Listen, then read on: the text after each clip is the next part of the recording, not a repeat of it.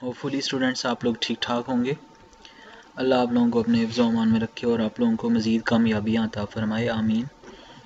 हाज़िर हूँ एक नई वीडियो लेके आप लोगों के लिए। और मेरी लास्ट वीडियो में मैंने आप लोगों को chapter number 7 fundamentals of organic chemistry के चंद short questions, important short questions को आपके सामने हाईलाइट किया था और बयान किया था।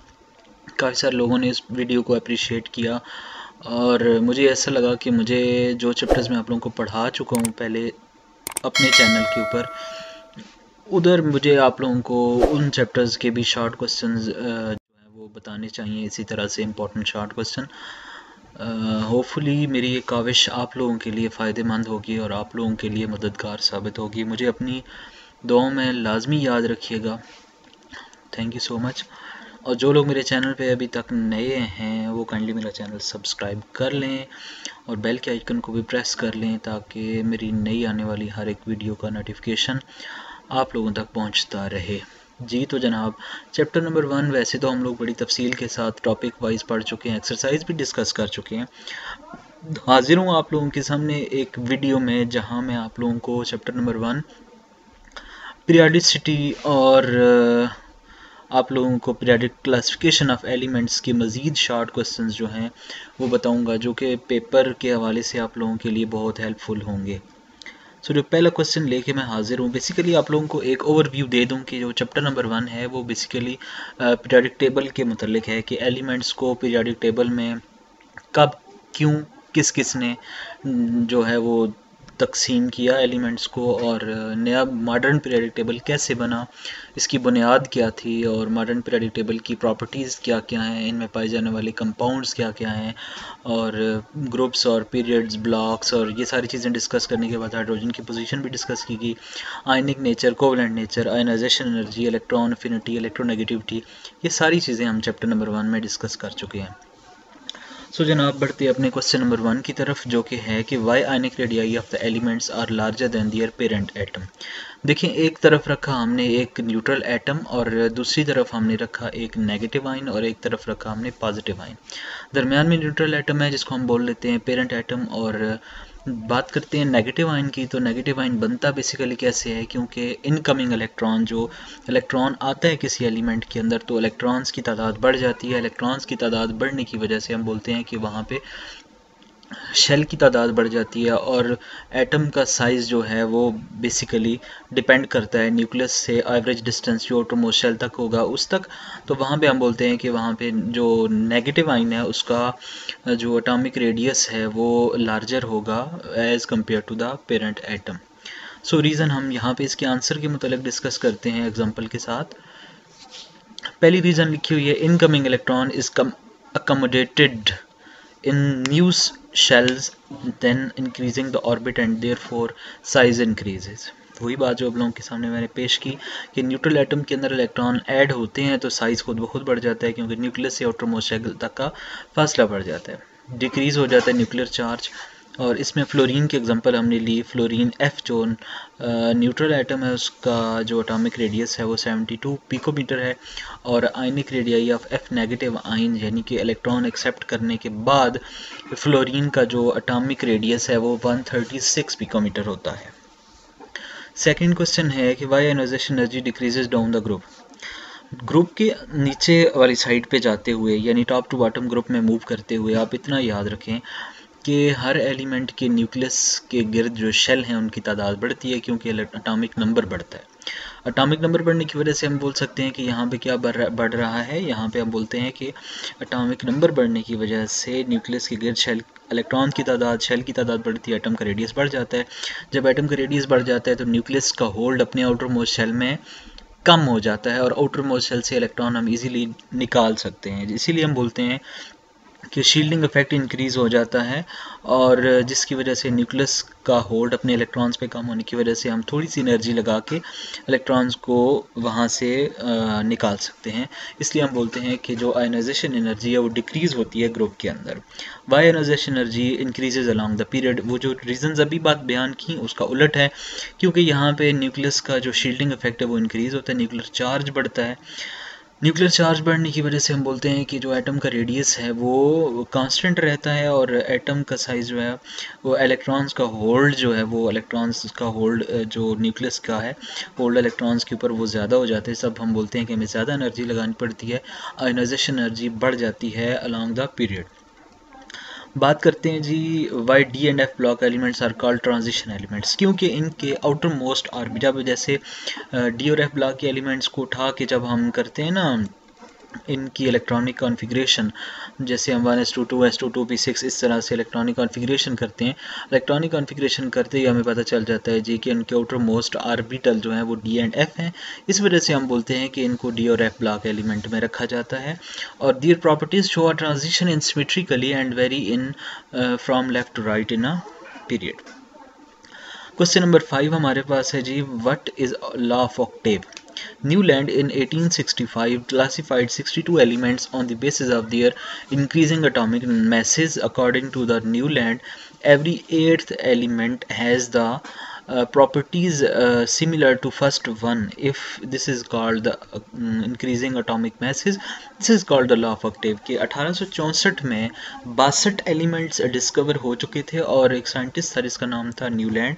उसने क्या काम किया, उसने उन एलिमेंट्स को ग्रुप्स में डिवाइड किया और बताया कि ये जो एलिमेंट्स पड़े हुए हैं इनके हर 8 एलिमेंट के बाद फिर प्रॉपर्टीज़ जो हैं वो रिपीट होती हैं। What is Mendeley periodic law? अच्छा, मेंडली पीरियोडिक लॉ और मॉडर्न पीरियोडिक लॉ में हम बेसिक डिफरेंस पढ़ते हैं। देखिए, जो मेंडली पीरियोडिक लॉ है या मेंडली पीरियोडिक टेबल है उसको एटॉमिक मास की बेस पे increasing ascending order of atomic mass उसकी बेस पे डिवाइड किया गया, ठीक है। जबकि मॉडर्न पीरियोडिक टेबल और मॉडर्न पीरियोडिक लॉ में एटॉमिक नंबर को बेस बनाया गया, ठीक है। दोबारा से रिपीट कर दूं कि ये 6 और 7 का आंसर इकट्ठा डिस्कस कर लूँ आपके साथ कि मेंडलीव का जो पीरियोडिक टेबल है उसको ascending order of atomic mass की बेस पे repeating physical and chemical properties in regular interval of properties, this is called the periodic law, ठीक है जी। अब हम मॉडर्न पीरियोडिक लॉ की तरफ बढ़ते हैं जो कि मोज़ले ने 1913 में पेश किया। इसमें अरेंज किया गया है एलिमेंट को according to their ascending order of their atomic numbers, ठीक है जी। अब है जी why the size of cation smaller than the parent atom. ये रीज़न भी वही है जो पहले डिस्कस कर चुका हूँ आपके साथ। दोबारा से बता दूं कि जब हम पॉजिटिव आयन बनाते हैं तो पॉजिटिव आयन कैसे बनता है, न्यूट्रल एटम से इलेक्ट्रॉन निकालने के बाद जब इलेक्ट्रॉन निकलते हैं तो हमें पता है शेल कम हो जाते हैं। जब शेल कम हो जाते हैं तो हम बोलते हैं कि एटम का साइज़ कम हो जाता है। क्वेश्चन नंबर 9 जी, क्वेश्चन नंबर 9 में sodium, magnesium, aluminium are electronic in nature, do these ions have the similar same ionic radii, ठीक है। अब हम सोडियम आइन यानी पॉजिटिव 1 आइन, मैग्नीशियम Mg पॉजिटिव 2 आइन, एल्यूमिनियम Al पॉजिटिव 3 आइन all have the 10 electrons their shell but their ionic radii are not the same, ठीक है। और due to the reason increasing nuclear charge from left to right in a period, जैसे sodium को देखा तो उसका 11 है, मैग्नीशियम का 12 है और एल्यूमिनियम का 13 है। प्रोटॉन्स की तादाद इस तरह से वेरी कर रही है जिसकी वजह से हम बोलते हैं कि they do not have same ionic radii. अब बात करते हैं जी क्वेश्चन नंबर 10 की, जो कि है कि why second ionization energy is greater than the first ionization energy. इसकी एग्जांपल मैं आप लोगों को दे के समझाता हूँ कि फ़र्ज़ करें आपके हाथ में 10 किताबें हैं, आपने उठाई हुई हैं, कोई दूसरा बंदा आपका दोस्त आपके हाथ से वो 10 किताबें छीन रहा है, ठीक है जी। तो 10 किताबों पे आपकी जो फोर्स लग रही है ना वो आपके हिसाब से कम है और वो फ़ौरन कुछ ना कुछ बुक्स आपसे छीन लेगा। जब आपके हाथ से वो किताबें छीनता जाएगा, फ़र्ज़ करें आपके पास एक ही किताब बची है या 2 किताबें बची हैं, आपके पास फोर्स उतनी है बट अब किताबें कम है, आपकी फ़ोर्स अब ज़्यादा लगेगी बुक्स के ऊपर और उन बुक्स को छीनना मुश्किल होगा छीनने वाले के लिए, ठीक है। वही बता दूं कि अगर एक इलेक्ट्रॉन किसी आइटम से निकालना है तो निकालना ईजी है, लेकिन जब इलेक्ट्रॉन बढ़ जाते हैं, जब इलेक्ट्रॉन कम कर दिए जाते हैं और आपकी न्यूक्लियस की फ़ोर्स उतनी ही रहती है तो हम बोलते हैं कि न्यूक्लियस की फ़ोर्स बेशक उतनी है लेकिन इलेक्ट्रॉन कम होने की वजह से हमें ज़्यादा फोर्स लगा के उन इलेक्ट्रॉन्स को निकालना पड़ेगा। क्वेश्चन नंबर 10 है जी हमारे पास, विच इज़ है what is the trend of metallic character in periodic table. Metallic character simply पढ़ता है जी। अब देखिए मेटल्स और नॉन मेटल्स की डेफिनेशन भी यहाँ से रिवाइज कर दूँ आप लोगों के साथ कि मेटल्स की जो डेफिनेशन है वो ये है कि ऐसे एलिमेंट जो अपनी आउटर मोस्ट शेल से इजीली इलेक्ट्रॉन्स को डोनेट कर सकते हैं उनको हम बोलते हैं कि वो मेटल्स हैं। अब इलेक्ट्रॉन डोनेट करना कहाँ पे डिपेंड करता है, किस चीज़ पे डिपेंड करता है? वो डिपेंड करता है जी किसी भी एलिमेंट के न्यूक्लियस की फोर्स जो इलेक्ट्रॉन्स पे लग रही है आउटर मोस्ट शेल पे। देखिए अब जब ग्रुप में हम बढ़ते हैं तो हर एलिमेंट अपने अपने इलेक्ट्रॉन्स बढ़ाता जाता है और शेल बढ़ते जाते हैं, एटॉमिक नंबर बढ़ता जाता है, तो एटम का न्यूक्लियस जो है वो आउटर मोस्ट शेल से दूर होता रहता है। इसलिए हम बोलते हैं कि top to bottom atomic radius increase होता है। एटॉमिक रेडियस इंक्रीज होता है तो हम क्या बोलते हैं, उन आउटर मोस्ट शेल से इलेक्ट्रॉन को निकालना इजी हो जाता है। इसका मतलब है हम टॉप टू बॉटम बोलते हैं कि मेटेलिक कैरेक्टर इंक्रीज करता है, क्योंकि एटॉमिक रेडियस इंक्रीज होता है। एटॉमिक रेडियस इंक्रीज होता है तो एटम की इलेक्ट्रोनेगेटिविटी, न्यूक्लियस की फोर्स इलेक्ट्रॉन्स के ऊपर जो लगती है वो कम हो जाती है, इसलिए हम आउटर मोस्ट शेल से इलेक्ट्रॉन को इजीली डोनेट कर सकते हैं। अब इसका उलट करें तो top left to right in period atomic atom का न्यूक्लियर चार्ज इंक्रीज करता है। न्यूक्लियर चार्ज इंक्रीज करने की वजह से आउटर मोस्ट शेल से इलेक्ट्रॉन को निकालना उतना इजी नहीं होता, इसलिए हम बोलते हैं कि नॉन मेटेलिक करेक्टर इंक्रीज करता है और मेटेलिक करेक्टर डिक्रीज करता है। What is the trend of melting point in periodic table? Same जो मैंने ऊपर एक्सप्लेन किया इसी क्वेश्चन के अंदर। What is the maximum oxidation state of the element? The maximum oxidation state of the element is equal to the group number. वही जो मैंने अभी आपको बताया कि आप सिंपल याद रखते हैं कि कोई भी एलिमेंट जिस ग्रुप में पाया जाता है उसके आउटर मोस्ट शेल में उतने इलेक्ट्रॉन और वो उतने अगर कंप्लीट इलेक्ट्रॉन निकाले तो अपना एक शेल खो सकता है, ख़त्म कर सकता है। इसलिए हम बोलते हैं, जैसे मिसाल के तौर पर एल्यूमिनियम उठाया आपने, एल्यूमिनियम जनाब है जी तीसरे ग्रुप में आउटर मोस्ट शेल में 3 इलेक्ट्रॉन है। नाइट्रोजन को देखा 5वें ग्रुप में तो आउटर मोस्ट शेल में 5 इलेक्ट्रॉन है। फ्लोरीन को देखा आउटर मोस्ट शेल में 7 इलेक्ट्रॉन है। इसी तरह से हम ऑक्सीजन को देखते हैं आउटर मोस्ट शेल में 6 इलेक्ट्रॉन है। सो मैक्सिमम ऑक्सीडेशन स्टेट कहाँ पे शो कर सकता है? जब अपने आउटर मोस्ट शेल में मौजूद तमाम इलेक्ट्रॉन को डोनेट कर ले तब। क्वेश्चन नंबर आ गया जी 14। विच oxide has a greater acidic character MnO or Mn2O7. The acidic character increases by increasing oxidation state of the metal.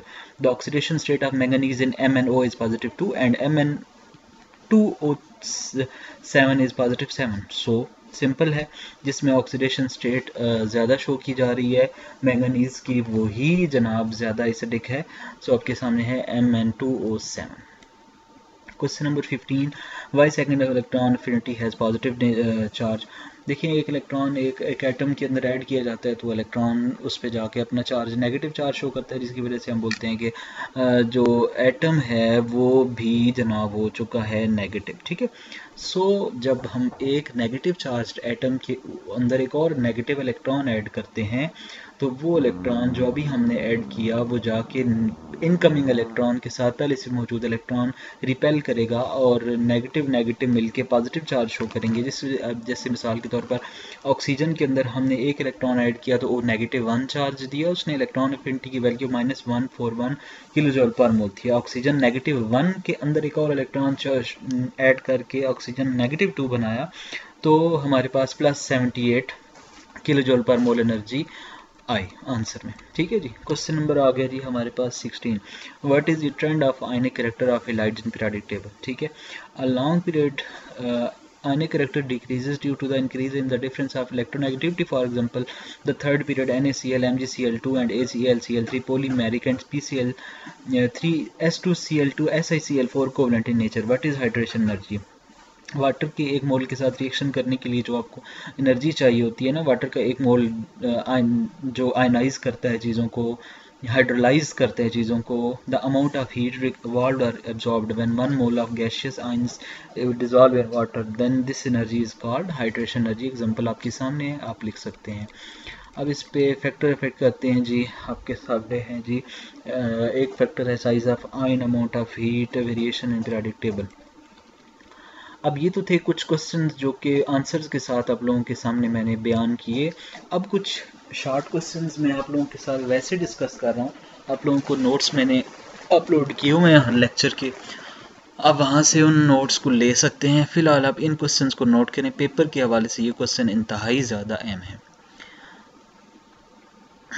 जनाब। ये आप लोगों के सामने एक पेज अभी ओपन होगा जिस पेज पे मैंने ये क्वेश्चन पेपर जो है इसको यहाँ निकाल के रखा हुआ है। ठीक है जी, बस एक सेकंड जी, सॉरी ये अभी लोडिंग में, मेरा लैपटॉप थोड़ा सा लो हुआ है जी, इसमें काफ़ी सारा चीज़ें मैंने भर के रखी हुई हैं जी। तो अभी ये आपके सामने पेज ओपन हुआ, इस पे क्वेश्चंस हैं, आप लोगों के सामने क्वेश्चन है। आप बेशक वीडियो का जो है वो स्क्रीनशॉट लेके इसको कर सकते हैं आप जनाब। इसको ये जी स्क्रीनशॉट लेके आप इसको और इजीली आप इसका जनाब नोट डाउन कर सकते हैं। ये देखें क्वेश्चन नंबर 1 मैंने दिया हुआ है, zinc oxide is amphoteric oxide, prove the means of reaction. Question number 2, why ionization energy decreases down the group, hydration energy increases left to right in a period. Question number 4, why the elements of group 8A show the maximum oxidation state. Question number 5, PbCl2 is mainly ionic and PbCl4 is fairly covalent, why? Question number 6, why the second value of electron affinity of an element is usually shown in positive sign, what is Mendeleev periodic table, why cation smaller than the parent ion। इनमें से बहुत सारे questions के answer मैंने अभी आप लोगों के सामने डिस्कस भी किए, बट अभी कुछ और भी हैं जो कि चैप्टर में ऑलरेडी करवा चुका हूँ, तो इस वजह से यहाँ से आपने ये क्वेश्चन जो हैं इनको नोट डाउन कर लेना है जी। ठीक है, बहरहाल Question number 9, why ionization energy decreases down the group, increases along the period, why metallic character increases from top to bottom in a group, why hydration energy of aluminium 3 times heavier than calcium ion, give the reason why the radius of fluorine atom is smaller than that of the fluorine ion, why the oxidation state of the noble gas is usually 0, why hydrogen can be placed at the top of the first A group element, define the de Broglie law of triads, name the different classes of the oxides and mention the oxides across a period. The basic character of oxides decreases from left to right in a period. State the modern periodic law. The melting and boiling point of the element increases from left to right in a period. Middle of the S block elements. The hydration energy वाला question वही आपके सामने already करवा चुका हूँ। Question number 20 भी repeat हो चुका है, अभी करवा चाहिए। Zinc, cadmium and mercury are placed and alkane. Mendeleev periodic table, how this confusion is removed from Mendeleev periodic table, why the improvement made by the Mendeleev periodic table, what is the lanthanide and actinide series। जनाब ये कुछ questions थे जो कि first chapter में काफ़ी सारे important थे, मैंने आप लोगों के सामने इसको बड़ी तफसील के साथ रखा। होपफुली आप लोगों ने वीडियो से फ़ायदा उठाया होगा। बहुत बहुत शुक्रिया आप लोगों का, अपने क्वेश्चन मुझसे पूछा करें, और अगर किसी को मेरा पर्सनल नंबर चाहिए किसी भी तरह की हेल्प के लिए तो काइंडली रब्ता कर सकता है। थैंक यू सो मच, अल्लाह हाफिज़।